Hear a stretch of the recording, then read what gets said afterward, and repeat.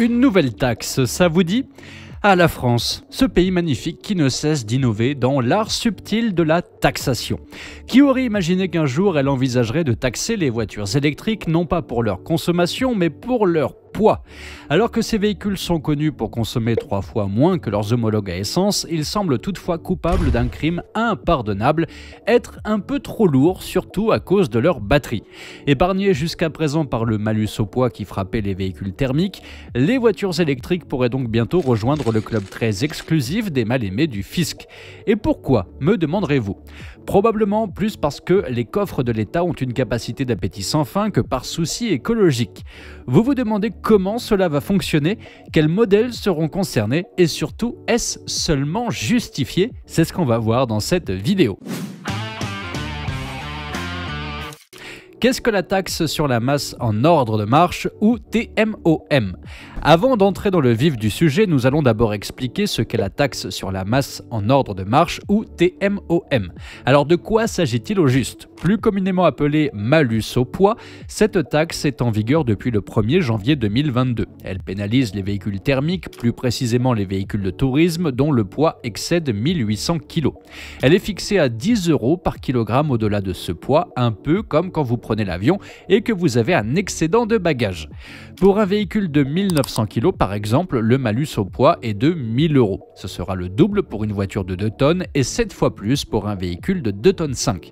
Selon le site du ministère de l'Intérieur, il sera plafonné à 50 000 € en 2023 en additionnant le malus CO2 et le malus au poids. Et oui, la France n'a pas volé son titre de championne des taxes pour rien. Comme vous pouvez le constater, les montants sont assez conséquents. Et donc, quel est le but de cette taxe ? Pour faire simple, la TMOM pénalise les véhicules à essence pour la surconsommation et les émissions polluantes induites par leur poids. Voilà pour ce qui est des véhicules thermiques, mais voyons maintenant ce qu'il pourrait en être pour les voitures électriques. La taxe sur la masse en ordre de marche pour les véhicules électriques et hybrides. Alors comme nous l'avons annoncé plus tôt, les véhicules dits propres seraient bientôt également menacés par le malus au poids. Clément Beaune, ministre délégué chargé des Transports, a déclaré qu'une réflexion est menée concernant l'application de la TMOM aux véhicules électriques et hybrides. Toujours selon lui, cette nouvelle règle pourrait être appliquée dès l'année prochaine ou en 2025. Si vous vous souvenez, nous en avions déjà parlé dans une précédente vidéo dans laquelle nous expliquions les raisons de cette taxe. Nous verrons ça un peu plus tard dans cette vidéo, mais avant cela, revenons sur cette déclaration du gouvernement. Eh bien, le concept serait exactement le même que pour les voitures thermiques, sanctionner celles qui sont plus lourdes et qui polluent le plus, que ce soit au niveau de leur construction ou de leur utilisation. Cela va de soi. Un véhicule lourd utilise bien évidemment plus de matériaux et affiche une empreinte carbone plus élevée qu'une voiture plus légère. Il faut préciser que les véhicules électriques affichent généralement une masse bien plus élevée que les véhicules thermiques à cause notamment de leur batterie qui pèse lourd. Une Peugeot 208 Essence par exemple pèse environ 1100 kg alors que sa version électrique i208 affiche près de 1500 kg sur la balance. Mais avec cet exemple, le malus au poids ne serait pas appliqué car si l'on se réfère à la règle, c'est au-delà des 1800 kg que la voiture est sanctionnée. Alors quel genre de voitures électriques et hybrides vont se retrouver dans le viseur du gouvernement ? Quels seront les véhicules taxés ? Bien évidemment, ce seront les voitures plus imposantes, comme les familiales et les SUV, qui vont le plus souffrir de cette taxe. Étant le modèle le plus vendu en France ces derniers mois, le modèle Y de Tesla se retrouve particulièrement dans le viseur du malus au poids. Pesant 1109 kg, il serait taxé 1090 €. Mais il ne sera pas le seul. Avec ses 2124 kg, le SUV ID4 de Volkswagen pourrait être taxé à 3240 €. De son côté, la Kia EV6, qui pèse 1985 kg, se verra taxé à hauteur de 1850 €. Quant à la Skoda Enyaq, dont le poids est de 2305 kg, elle sera sanctionnée par une taxe de 5050 €. Du côté des SUV hybrides rechargeables, il y a entre autres la Mercedes GLC qui, avec ses 2415 kg, sera soumise à une taxe de 6150 €. Pour ceux qui souhaitent acheter ces modèles de voitures électriques, il faudra donc ajouter le budget en conséquence. De son côté, le gouvernement assure qu'il ne veut pas freiner la transition vers l'électrique en instaurant cette mesure, mais est-ce que ce sera réellement le cas ? Pourquoi mettre en place une telle taxe pour les véhicules électriques ? Pourquoi un malus au poids pour les voitures électriques lourdes ? Pour y répondre, revenons à notre fameuse vidéo. Comme nous l'avions dit, nous avons déjà parlé de ce malus au poids pour les voitures électriques dans une précédente vidéo. Si vous vous souvenez, c'était l'une des propositions clés de France Stratégie dans une étude qu'elle a publiée en novembre 2022. À l'époque, l'agence avait recommandé à Madame la Première ministre de mettre sur pied un malus relatif au poids pour les véhicules électriques. En plus du malus sur le poids des véhicules électriques, ce rapport suggérait aussi de restreindre le bonus écologique aux voitures citadines de petite taille comme la Renault Zoé qui ne pèse que 1,5 tonne et la Dacia Spring qui arrive même à passer sous la barre symbolique des 1 tonne. L'idée étant de favoriser l'achat des véhicules légers moins coûteux et d'aider les ménages les plus modestes à passer à l'électrique, ce qui participerait plus à l'accélération de la transition électrique plutôt que le fait d'octroyer une aide aux clients aisés qui peuvent déjà s'offrir des véhicules plus chers et aussi plus lourds. Effectivement, si on regarde la logique, ça semble correct. On taxe les véhicules électriques plus lourds pour favoriser l'achat des véhicules électriques plus légers.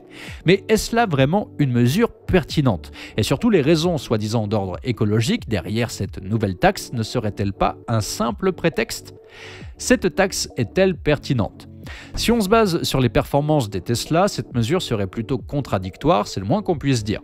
Il est vrai que ce sont de très grosses voitures électriques, avec le Model S qui affiche un poids de presque 2 tonnes 2 et la Tesla Model X qui atteint presque les 2 tonnes 5. Une chose est sûre, même après un très gros régime, elles n'échapperont pas au paiement de ce malus. Cependant, il faut aussi préciser qu'elles figurent parmi les véhicules électriques qui consomment le moins sur le marché. D'ailleurs, un des modèles proposés par Tesla trône même à la première place de l'efficience énergétique, c'est ce que rapporte le Department of Energy DOE aux États-Unis en septembre 2022. Cette voiture, reine des économies d'énergie, n'est autre que la Tesla Model 3. Le DOE lui a notamment décerné la première place dans la liste des meilleurs MPGE, ou miles par gallon d'équivalent d'essence, pour les voitures électriques sorties en 2022. Pour rappel, le MPGE est une unité de mesure qui a été mise en place par l'Environmental Protection Agency, EPA, aux États-Unis, dans le but d'évaluer la consommation de carburant équivalente réalisée par une voiture électrique, mais aussi son efficience. Cette économie est mesurée dans une unité commune avec les véhicules à essence où un gallon d'essence équivaut à 33,7 kWh d'électricité. Pour vous donner un ordre d'idée, il faut savoir que dans le système métrique, 100 miles par gallon équivalent à 2,35 litres pour 100 km. Mais revenons au résultat de la berline électrique. Eh bien, la Tesla Model 3 Propulsion affiche un score de 132 mpge, soit l'équivalent de 1,78 litres au 100. Avouez que c'est tout à fait impressionnant puisque même la Mitsubishi Mirage, qui est la voiture à essence avec la consommation la plus basse, en moyenne 5,95 litres au 100, ne lui arrive pas à la cheville. En fait, une Tesla Model 3 Propulsion consomme 3 fois moins qu'une Twingo à essence, alors qu'elle fait presque 2 fois son poids, 909 kg pour la Twingo contre 1645 pour la Tesla.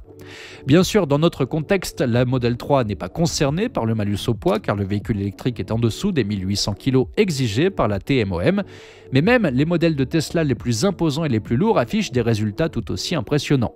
Le modèle Y par exemple, qui est concerné par le malus, a obtenu la 3e place du classement avec 129 mpge qui équivaut à 1,82 litres au 100 km, et je vous mets au défi de chercher, aucune voiture à essence sur Terre ne peut égaler cette sobriété. Le Model S et le Model X, les deux autres voitures phares de Tesla, elles se retrouvent respectivement à la 6e et la 17e place.